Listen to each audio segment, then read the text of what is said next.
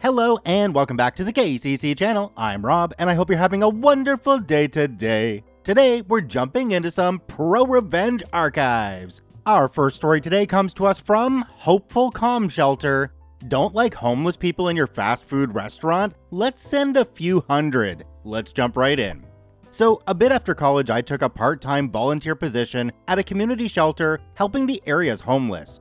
I was a caseworker. Basically, we met with everyone once a week and make sure they are doing what they need to do. Job, interviews, saving money, because the ultimate goal is to get them into their own place. My job was to make sure they had everything they needed. Bus passes, help with resumes, teach them about bank accounts, help them open one once they found a job, etc., work with local salons to get them free haircuts for work, etc. Really cool local community shelter that wasn't just a place to sleep each night if they got in. We helped with everything and had a computer lab and classes, etc. for resumes and interviews. So I am the point of contact for all of their issues. I am not a therapist, but they opened up to me a lot and asked for help or what I could do to help them, and that was my job, connecting them with people or resources they needed. Over the course of about a month, I kept hearing that local McDonald's down the road, like half a block away, is routinely asking people in my caseload to leave, not come back. They don't need homeless people begging here. I was pretty shocked, and we provided everything. It might not be the best food, but we make sure they eat 3 solid meals a day. It really messes with them for a place to discriminate against them, and I definitely wasn't happy. I go down to talk to the local manager, and sure enough, she doesn't want them in there. Not because they don't buy stuff, they definitely do, but she just seems to not like homeless people. Well, my position has me reach out to corporations, local businesses, and such to seek donations of services or goods to help these people. So I went ahead and reached out to McDonald's corporate. I outlined what we do, gave them the numbers, and we actually really do manage to help the majority of people that stay in our shelter obtain employment and an apartment. Told them a lot of people that go out for interviews don't manage to make it back for meal times, and if they would be ever so willing to help us by providing vouchers or something to get these people a meal while they're out, it would help a lot. McDonald's corporate and the PR person I began working with really liked this idea and wanted to help us, so they sent us a ton of never expiring coupons. They wanted me to provide other shelters information so they could reach out and help there also. When I say they sent a lot, I mean a few thousand coupons, more than we could reasonably use in 2 to 3 years. And I was told when we need more, just shoot them an email or a phone call. So what do? I began giving coupons out with bus passes to people going for haircuts, interviews, work, everything. I sent more people to that McDonald's than ever went there before. She continued to be fairly rude to everyone and scrutinized the coupons to the point she turned a few away. Big mistake, lady. I called my corporate PR contact and told them that the program is working great, but the local manager is discriminating against the homeless who have a valid coupon. One thing large corporations hate is when local managers go on power trips and get in the way of their efforts to help people, especially when it's great PR and almost cost them nothing. I was called back the next day to be told that no one will be bothered by her again, and her views did not align with those of corporate, and they apologized even more. And guess what? Sent us out even better coupons for better meals. Never did hear from anyone I was working with again about her, no idea where she went or what the local franchise did with her. OP left an update to the story in a comment down below. It says, kind of hijacking the top comment, sorry. A lot of hate and misinformation about the particular shelter I worked at. We were privately funded, so it's leaps and bounds above the average for a shelter. We had on-site laundry the residents could use, on-site showers, and they had their own space, about 6 to a room, but still had a table, bed, large locker to use, etc. We had a very strict drug and alcohol policy, as in there was a breath test each night for residents, so the poor manager dealing with druggies and drunks and smelly, messy homeless was just doing her job argument is moot. Clothes were provided as needed, and all their essentials for showering, etc. This particular manager just had a hatred for people she's seen as below her, I guess. The vast majority of residents had a job or an income, etc., so they were customers of the McDonald's, not some hot drunk mess everyone seems to associate with homeless people. The actual large majority of our residents were elderly who were collecting Social Security, etc., but fell behind or got scammed, etc. The other semi-big group we had were recently released people from prison, all non-violent, etc. offenses for other resident safety, who came from a local minimum security work prison where 99% of them came out and had a job they were working at but couldn't afford a place to live.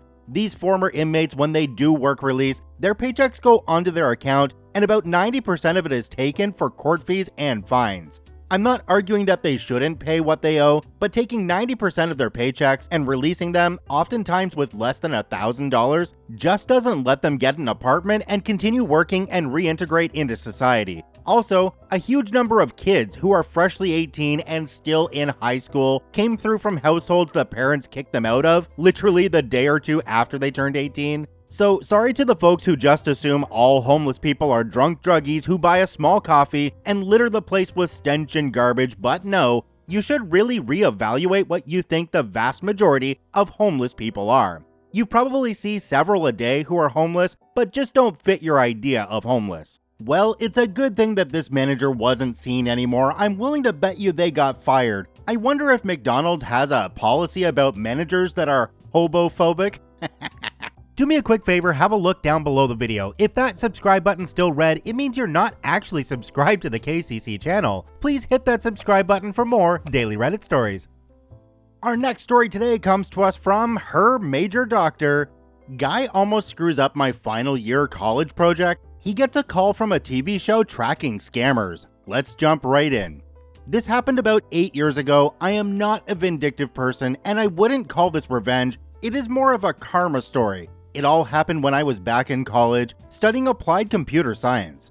When I started in college, I wasn't very good at all at it, but increasingly, I managed to pick up more and more. At the time, OpenStack released its first beta, private cloud within reach, and I wanted to set up one with some applications and on-demand computing as a POC final year project. To do this, we needed to get a server and a rack to store it, so we could set this up. The college professor was a cool guy and gave us a 1-unit space for us to house the server. Now, what I needed was a server. The project was due in 4 months, which gave us plenty of time to find a server. I posted an ad on a forum called Tweakers with a request for a 1-unit server with 2 CPUs, RAM, and SATA hard drives. Most servers back then ran SCSI, which was expensive for high-capacity drives. Considering we were students, we were on a budget. I was contacted by a guy, let's call him Zon, who recycled corporate servers and basically said that considering we were students, he'd give us a good deal on a 1-unit, 2 CPU, 8 GB of RAM, and 2 SATA hard drive server for about $500. The equipment was about 4 years old, but it was still a good deal. I wired him the money, and that's when things went silent. He had multiple excuses on why the server wasn't delivered. 2 weeks after wiring the money, sticker dropped from the package at the delivery service, unlikely but possible. However, when asking for the track and trace number, he couldn't give it. Red flag. 2 weeks after that, he would bring it himself, but he did a no-show. 2 weeks after that, he finds a transportation company to deliver the server. 1 week after that, received the server. Except the server wasn't as advertised, 3 units high, with a 6-drive slot, which I would have noticed as there's no way to fit so many drives in a 1-unit server. I know I should have asked for pictures or model numbers, but at the time, I was glad I found something so fast. When I tried to turn the server on, no screen, no sound. These things make a lot of noise. I checked and tried figuring out what was wrong. We used to have an IRC channel where a lot of the senior students and alumni hang out, so I asked for help. One guy came down, he had a consultancy business where they set up whole server farms, and he confirmed the server was basically dead. I was stressing, I just lost almost 50% of my time, and we still needed to set the whole OpenStack up. Finding an alternative with no money left would be a nightmare. The guy felt sorry for me and called me the day after he would be dropping by again. He showed up with a brand new server they had wrongfully purchased and couldn't send back. He said they would probably use it as a test server in the future, but in the meanwhile, I could borrow it for my project. In the end, I cleared my project, got pretty good marks too, but I still had spent $500 on an expensive paperweight. I had tried contacting him before, but he went silent. I thought I lost my money, and the only takeback was a hard lesson learned. I didn't know what to do, so in the end, I gathered all my email trails and sent it to a website that basically goes after scammers and run a TV show about it. I didn't expect much to happen, but I figured if there's more people that get scammed by this guy, they may have something to look into. Within 24 hours, I got an email back from them. They would look into it. A day after, I get a call from a very panicky Zahn telling me he got contacted by people from the show. It didn't dawn on me that his business may not have been fully legal and that national television attention may not be something he wanted. He was asking me to drop it, giving me some sob story about how he needed to buy Christmas presents for his daughter and didn't have any money left. While I first felt sad, it did dawn on me that the guy tried to screw over my final year project, which could have meant me not graduating. Now I get another email from the TV show people that considering it's a small case, they couldn't spend much time on it, but that they would try and help me get my money back at least. Another day later, I get an email from the guy. He would wire the money back if I sent back the server. Considering it's a 30-kilogram machine, that would be a costly affair. So I told him to come and get it or pay for return shipping, which he refuses. After another week, the people from the TV show contacted me again to see how things were. I told them again what happened. In the end, he wired me the money and told me to keep the bricked server. In the end, I donated the case to another student that built a NOS with it. Not sure what happened to him after that. His profile on the forum had a lot of other angry reviews and hasn't been active since. Okay, number 1, I'm willing to bet this guy doesn't have kids. If he does, I will gladly eat my own hat. Number 2, they wanted you to ship the server back to them. Come on, they weren't going to give you any money for that. They were going to have their product back and your money, and you would have nothing. Our next story today comes to us from 404 Photo, Beating Major Dick. Let's jump right in. Some people just like to use their power to bash people and degrade people publicly. Whenever I encounter these people, I like to grasp the situation firmly in hand and beat them down. In this case, I give you special piece of crap we shall call Dick.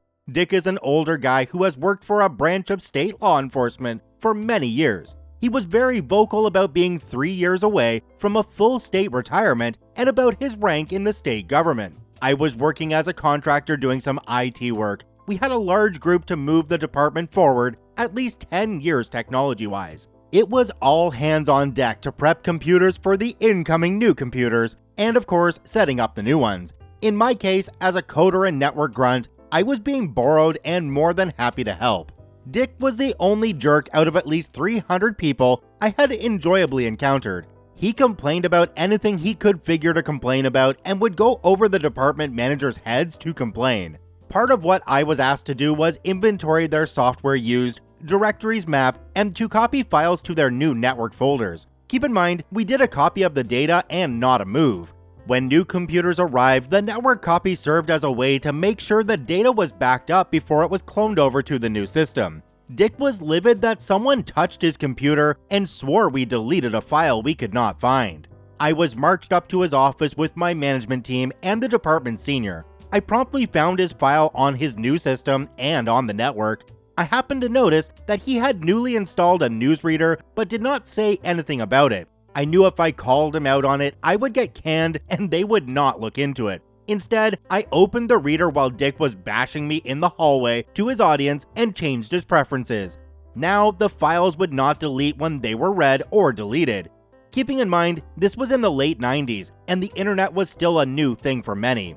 A lot of people would download their adult material from newsgroups, Usenet, by using a newsreader to download everything new dumped in the selected group. Think like a folder or a subreddit. Groups would follow a theme or were supposed to. The reader would put all the pieces together so you could see the images or video and copy them to folders. I was made to apologize in front of him and marched off in shame. Dick was really throbbing with all of his smugness. I was passed off from that project to just doing a rework of some DOS-based software. I told my suck-up manager that a lot of people were downloading and installing software on their own. My manager clicked that it was work we could be tasked with doing to create billable hours and that he could score suck-up points with. This in turn created various email distributions and policy updates. I also point out that we need something about appropriate usage. Great. The policy also now highlights that any private use on government equipment is subject to the same rules as fraud. Perfect. This helps later because there is no wiggle room for offenders. In turn, my manager was more than pleased with me and treated me golden. Heck, he even bought me lunch. I quickly forgot all about Dick and found myself expanding the list of software that needed to be rewritten by me. This kept me busy and extended my contract. My boss was happy, my agency was happy, and my clients were very happy. Fast forward a few months later, I get back to the office and the bosses are there looking for a coworker. They asked me if I knew anything about Dick's new system, and I told them heck no. They walk off and told me if I saw the coworker to send him over. When my coworker, who was an employee and not a contractor, returned, I told him about the managers, my encounter with Major Dick, and tipped him off about the newsreader. My coworker's eyes lit up and he stood straight up like a huge weight had been lifted. It turns out that Dick once again had senior staff watch the stupid idiot fix the computer that the tech broke being incompetent. Surprise! It turns out it was out of disk space and would not restart. The tech had to boot from a disk and delete temp files just to boot. In front of everyone, the tech points out that one directory was filled on the drive with images. Once he had everyone's attention, he then popped open some images. Adult material immediately filled the screen, including some very sketchy stuff from what I hear. The tech was ushered out and Dick lost his job. Instead of putting Dick into jail, they covered their butts and terminated him. No job, no power, and pension for you, Dick. Have we not learned a long time ago not to piss off the IT tech people? I mean, come on. Well, OP, I have to commend you on a job well done. You really grabbed Dick by the balls and squeezed. Check out all 3 OPs linked in the description down below. I thank you for watching. I hope you have a wonderful day, and we'll see you tomorrow.